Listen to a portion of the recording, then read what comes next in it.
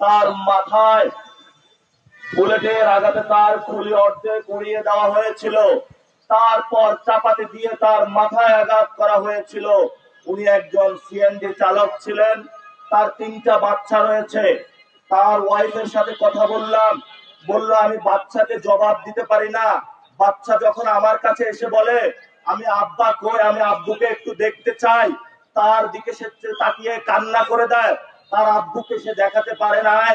থাইল্যান্ডে 64 জন এখনো মৃত্যুর সাথে পাঞ্জা লড়ছে, শুধু একটি দেশে, যারা গণ অভ্যুত্থানে আমাদের জন্য জীবন দিয়ে গিয়েছিল, একটি গণতান্ত্রিক বাংলাদেশের জন্য।